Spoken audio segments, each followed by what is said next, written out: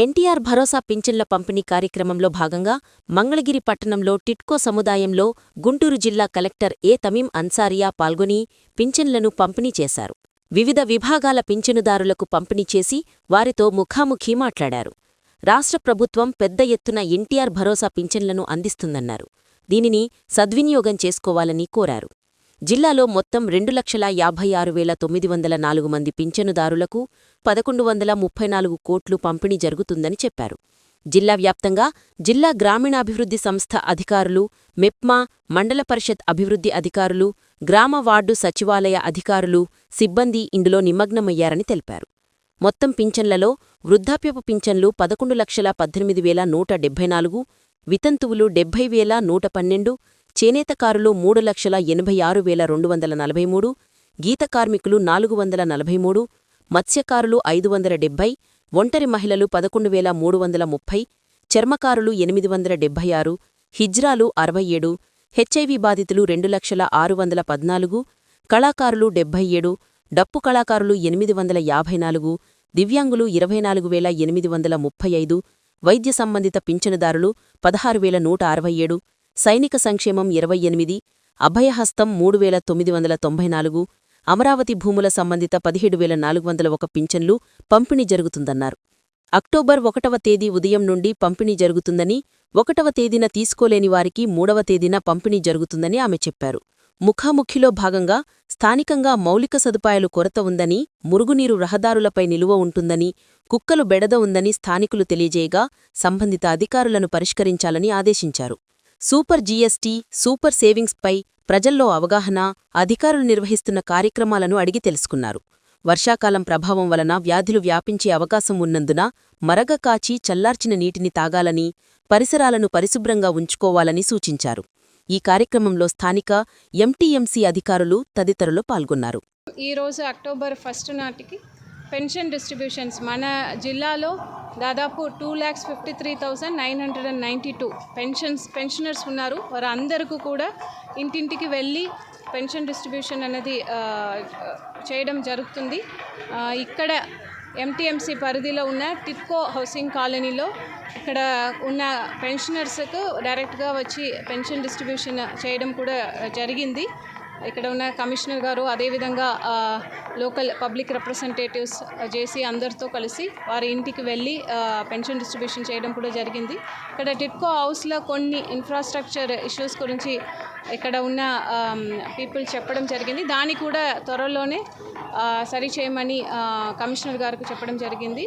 వెంటనే అది కూడా టేకప్ చేస్తాం. Thank you. మ్యామ్, జిల్లా వ్యాప్తంగా తాగునీటి సరఫరాలో అనేక ఫిర్యాదులు వచ్చినాయి కదా, ప్రభుత్వం వాటిపై ఎలాంటి చర్యలు తీసుకుంటుంది? So distribution of protected water supply అనేది top most priority of the government. So అందుకే బోత్ అర్బన్ ఏరియాస్లో, రూరల్ ఏరియాస్ 2 చోట్ల కూడా పీపుల్కి అన్ని చోట్ల కూడా ఉన్న వాటర్ సోర్సెస్ని టెస్ట్ చేసి సరైన విధంలో ఎక్కడ కూడా పైప్ లైన్లో కానీ డిస్ట్రిబ్యూషన్ లైన్స్లో ఎక్కడ కూడా లీకేజెస్ ఏదైనా ఉందా లేదా అని చెక్ చేసి వారికి ప్రాపర్ క్లోరినేషన్ చేసి డిస్ట్రిబ్యూషన్ చేస్తున్నాము. బికాస్ ఇది వర్షాకాలం కాబట్టి సీజనల్ డిసీజ్ ఎక్కువ రావడానికి ఆస్కారం ఉంది. కాబట్టి ముందస్తు చర్యలుగా అందరు అధికారిని అలర్ట్లో పెట్టి కంటిన్యూస్గా ప్రజలకు ఎటువంటి ఇబ్బంది లేకుండా వారికి వాటర్ సప్లై చేయడం అనేది జరుగుతుంది.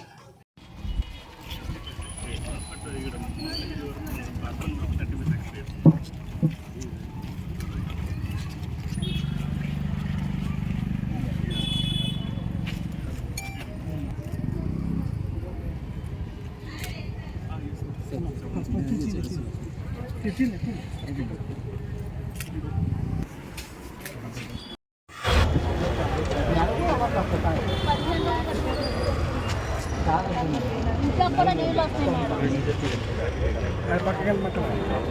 ఇంట్లో కూడా నీళ్ళు వస్తున్నాయి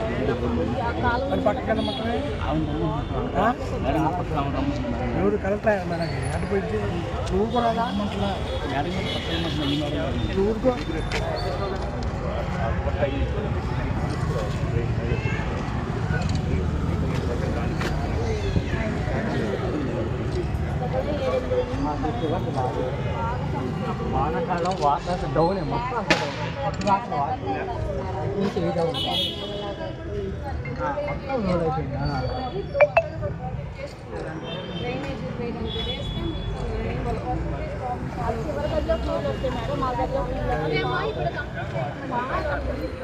అది క్లియర్ చేసేస్తారు. ఎక్కడెక్కడ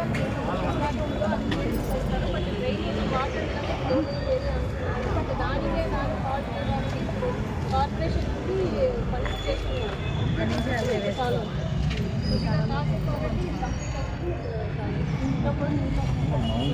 ఇంట్లో వచ్చి అక్టోబర్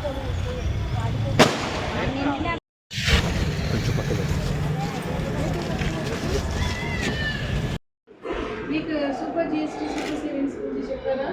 ఎవరైనా వచ్చి అదే మొన్న చెప్పారు కదా. ఇప్పుడు మీరు చెప్తున్నారా?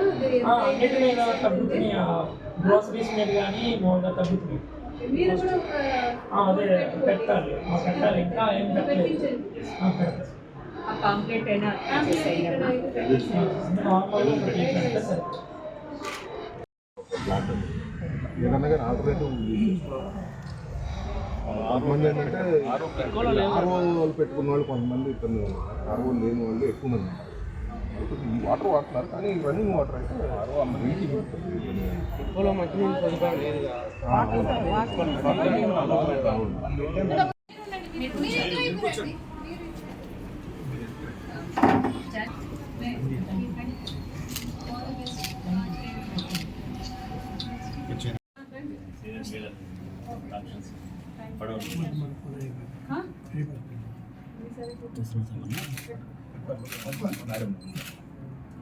Thank you. ఇక్కడ ఇదే ఫ్యామిలీలో other function widow function not having father widow function ఇప్పుడు నా ఆన్సర్ మీరు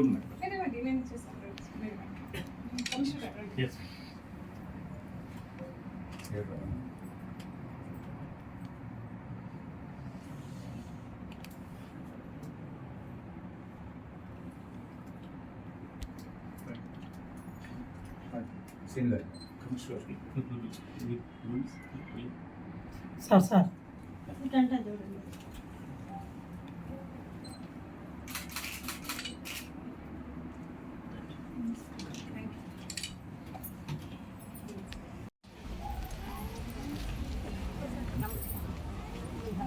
ఈ స్వీట్లు కూడా వాసన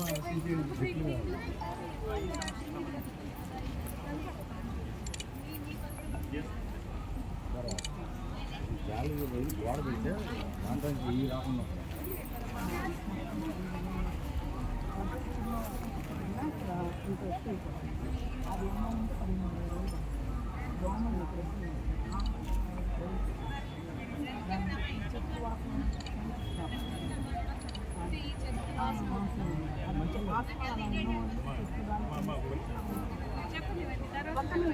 ఇది ఉంటా వల్ల స్మెల్ బయటకు కదా మీరు అంటారు. లేకపోతే ఈ చెట్లు వల్ల ఆల్రెడీ ఆ బ్లాక్లో